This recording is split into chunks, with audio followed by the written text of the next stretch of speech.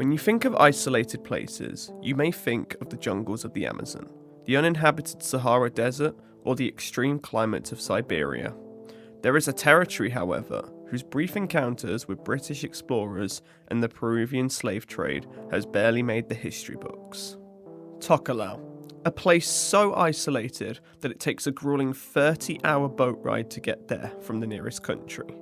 The territory is made up of 3 atolls named Atafu, Nukunonu, and Fakaofo, islands shrouded in mystery regarding its people, history, culture, and traditions due to having no tourism board. So I think it's time we change that. Let's look at the brief history of Tokelau, its origins, and what has made it the place it is today.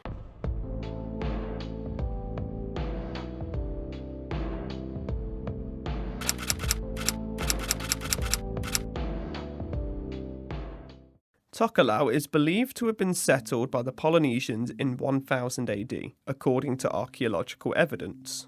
During this time, the 3 islands existed as completely separate entities, however, intermarriage was common between the different islands. There were many conflicts that also arose between them, but Fakaofo was the dominant island in these skirmishes, and as a result of the conflicts between them, the island of Atafu was completely depopulated. The people of Tokelau developed a belief system at this time, worshipping a god called Tui Tokelau. Tui Tokelau was one of many Polynesian gods at this time. A marae existed on the island of Fakaofo, which is a holy site made up of a house, containing a coral slab covered in mats. This was made to dedicate Tui Tokelau. The people of Tokelau would pray to Tui Tokelau to mark the beginning of a new year during the month of May, asking Tui Tokelau to protect them.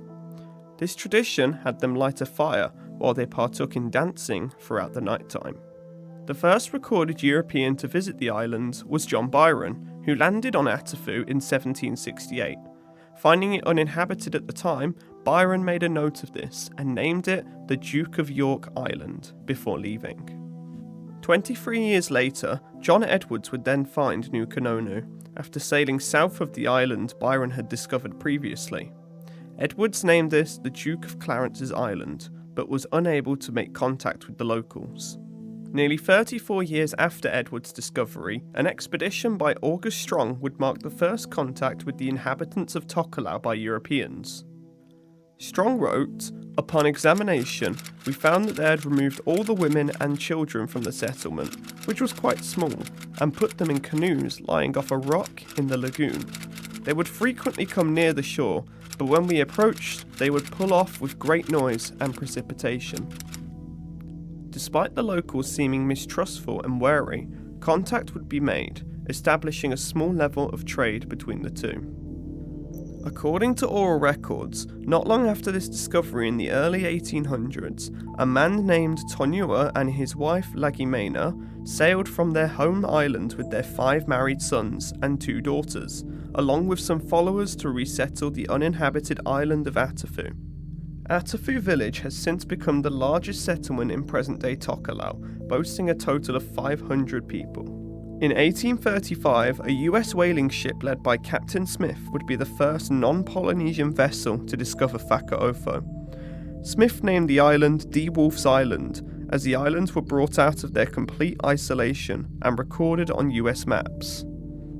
A US expedition in 1841 led by Captain Hudson then made contact with the people of Nukunonu and Atafu, but by then the locals had experience with previous European traders, as shown through their knowledge of and familiarity with practices such as bartering.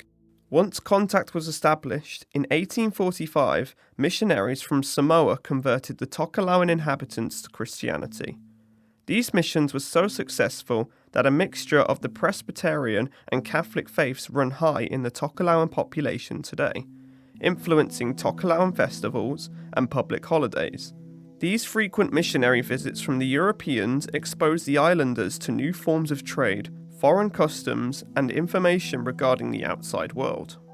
In 1856, the USA claimed the islands as their own due to the Guano Islands Act, which allowed people to claim any island they discovered to export bird poo, which was used in fertilizer. At the time, this was a very profitable business, as guano was in high demand for agricultural purposes. This act would later be scrapped, but left the question open as to whether the islands were classed as US territory or not, a question that would create more conflict for Tokelau's future. After Peru had abolished slavery in 1854, Peruvian landowners experienced a shortage of hands and had to find ways to recruit workers. This led to incidents such as in 1863 when Peruvian slave trading ships came to Tokelau and earned the trust of the locals by impersonating missionaries. This allowed them to kidnap over 253 able-bodied men, and even a few women and children, forcing them into manual labour on the ships. Many died on the journey to South America, and the remaining kidnapped Tokelauans who arrived there were forced to work on plantations. This event also exposed the remaining population on the islands to new diseases, killing most of them. Their population was reduced to a total of 200 due to no built-up immunity as a result of their physical isolation from other people groups.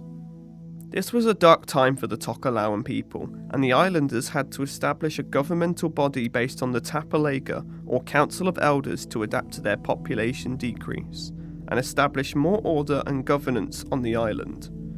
This system was soon established, and elders were selected to represent the families on each island.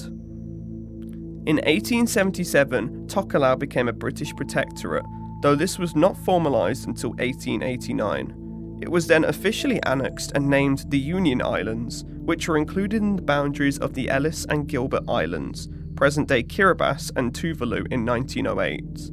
The Union Islands consisted of the three main islands, as well as Swains Island, locally named Olahiga, which today is a part of American Samoa. The USA disputed this claim, as they had made a claim 20 years earlier for the three islands. However, both the USA and the UK only exerted soft power over the lands due to their isolation, and there was no military presence from either country on the islands. In 1918, the political dominance of Whakaofo finally ended, giving all three islands just as much power as each other, and in 1925, the UK officially placed the Union Islands under New Zealand administration, a decision finalised by the Tokelau Islands Act in 1948, to which the island nation was renamed Tokelau. All citizens were given New Zealand citizenship, but this was still disputed by the USA. During World War II, Japan had become a huge threat to the Pacific Islanders, launching bombing campaigns on nearby Tuvalu. The USA saw Atafu as a strategically important place to station and refuel planes, and a temporary barracks was built to house the American Coast Guard. The local population were very welcoming of these temporary settlers, and provided the Coast Guard with food and shelter. Once the war was over, the USA left Atafu, but had inspired some Tokelauans to leave the islands to see what life was like outside of their tiny atolls. The USA and New Zealand finally came to an agreement in 1979, officially recognising Swains Island, Olahiga, as being part of the newly established American Samoa, and recognising Atafu, Nukunonu and Whakaofo as part of Tokelau. Since then, an election was held in 2006 to decide whether Tokelau should exist in free association with New Zealand, giving Tokelau the option to become an independent nation if it wished to be. 60% of the population voted for this change. However, due to being unable to get the two-thirds majority, this was unsuccessful, and the nation has not wanted to make any strides towards free association since. In 2011, Tokelau followed Samoa and shifted the international dateline to its east, meaning they could have a more similar time zone to Australia and New Zealand for trade. This meant that December 30th, 2011 was skipped completely on the islands. In 2012, Tokelau claimed the title of being the first completely carbon-neutral territory in the world. Working with funding from New Zealand, a program was established to have all three islands run 100% on solar power instead of using diesel generators. This change was due to fuel being expensive to import to the islands because of its isolation. Tokelau also aimed to tackle their contribution to climate change, which itself is having an impact on the islands today, as the sea has been slowly eroding the territory's land away.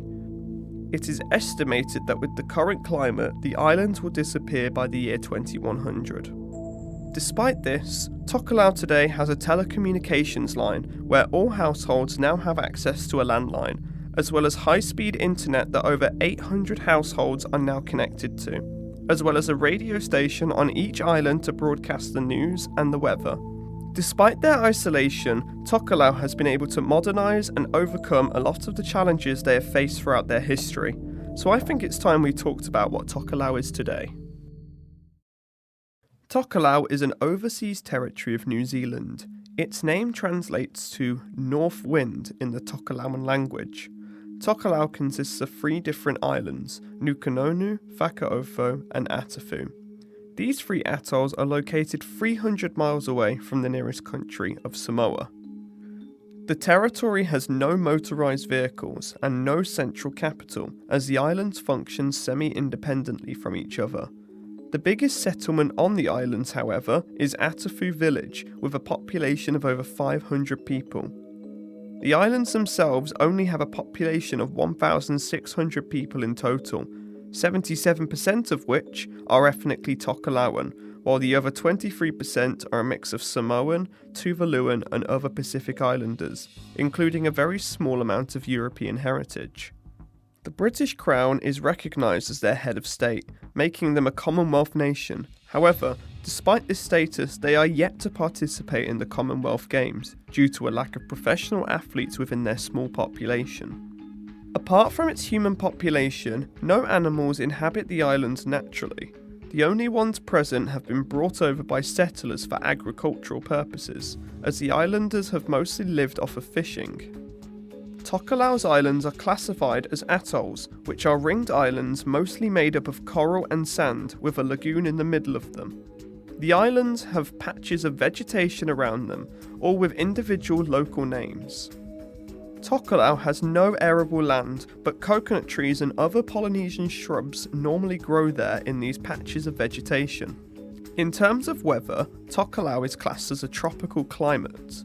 The average temperature of the islands being 28 degrees Celsius and the average precipitation being 115 inches of rain annually. The islands themselves are located in a very typhoon-active region of the world, where typhoons are quite prone to hit the islands. Its extreme remoteness makes Tokelau a very difficult place to get to. To travel there, you would need to take a flight to Samoa, which itself has very limited flights only from Australia, New Zealand and Hawaii, only then to take a 30-hour boat ride to Tokelau itself. Since there are no ports there, you would need to be escorted off the boats via canoes to the islands, as boats cannot travel on its shallow coral coastline. Now that we've established what to expect and how to physically get there, what would a visitor experience in Tokelau? Tokelau has no established tourism board, and because of this, no records are kept as to how many tourists the territory sees annually, but it is extremely low due to its isolation. Though there isn't a lot to do in terms of entertainment and tourism, Tokelau is home to beautiful beaches and vegetation which themselves are a sight to see. The islands are scattered with churches that hold history within them, as well as being architecturally worth looking at. You will also get to experience a culture of isolation that is more in tune with its Polynesian roots, as Tokelauans believe in core values and principles centering around family, community and well-being. These sets of values are named Whakatokelau, which translates to Tokelauan way of life. These values include respect and dignity, love and compassion, spiritual beliefs, and service and support to others, alongside guiding principles such as compassion towards the most vulnerable in the community, hold fast to the words of the elders, steadfast and perseverance, patriotism to your village/nation, and a harmonious and peaceful heart, as well as the principle of collective responsibility and sharing. Tokelau has stayed very culturally close to places like Samoa and Tuvalu, but due to their smaller population and atolls, have adapted their way of life to match their circumstances. Their houses have had to be made using the scarce materials that they have on the islands, such as the wood of the coconut trees and palm leaves. However, due to their association with New Zealand, they have been able to import stronger raw materials to be used instead. Their national sports are football and cricket, and games are constantly organised on the islands for anyone to come and join. Their flag design is also a representative of their culture. The 4 stars on their flag are called the Southern Cross, used to represent their Christian roots. The canoes represent their way of life living off of fishing and sailing throughout their history, as well as today. The yellow represents happiness, and the blue represents the vast ocean around them. They have many national holidays throughout the year, such as Waitanga Day, which celebrates New Zealand's independence from the UK, as well as Tokelau Day, the day the Tokelau Act of 1948 was signed, giving Tokelau territory status. Due to their strong Christian beliefs, they also celebrate Christian holidays such as Christmas and Easter. They also share a public holiday with Samoa called Lotu Atamati, a holiday to appreciate their children where special dances are performed throughout the day as well as many Bible readings. Tokelauans seem to be a very tight-knit community, brought together through a shared history. Their culture of looking after one another is evident, and they are surely willing to extend the same compassion they have for one another onto visitors to their land, as shown by the hospitality they gave to the Americans during the Second World War. Tokelau has a very interesting trade system. Their closest export partner is Singapore, who buy up to 25% of their trade. They export mostly fish, coconuts, and other souvenirs such as stamps, coins, and postcards. Their largest export they had in 2019, funnily enough, was the sale of oscilloscopes, a test instrument used for measuring electricity. Tokelau has the lowest GDP of any nation in the world, valued at $10 million, with the country only pulling in about $100,000 every year. Since the islands don't make enough money to sustain themselves, Tokelau has to heavily rely on New Zealand for aid. New Zealand's role over Tokelau goes beyond financial aid though. They are responsible for many of their laws, politics and defence. However, no law from New Zealand can be passed in Tokelau without the authority of the General Phono. Tokelau's islands have a democratically elected village head and village mayor. There are 3 governments to represent the 3 islands. Those 3 islands also elect a General Phono to represent them internationally, consisting of 20 seats split fairly evenly between the islands. The current head of state of Tokelau is Keliano Kalolo, who has been democratically elected numerous times since 2012. Kalolo oversaw the nation's transition to solar energy, as well as having numerous leadership roles such as the Minister of Foreign Affairs, Education, Economic Development, Natural Resources and the Environment. I think that pretty much sums up Tokelau. I want to thank you all for watching up to now. This has been a passion project for us for the last few months, and has taken a lot of time and effort to make. I have always had a fascination with Tokelau, even owning my own Tokelau flag and currency. But most importantly, I think the Tokelauan people need their story to be told. They have such an interesting Polynesian culture, from its physical isolation from the rest of the world to its unique way of government. This place is among the most overlooked parts of history and geography, and I really hope I could do it justice. I hope you've learnt something today. You've been watching Too Obscure.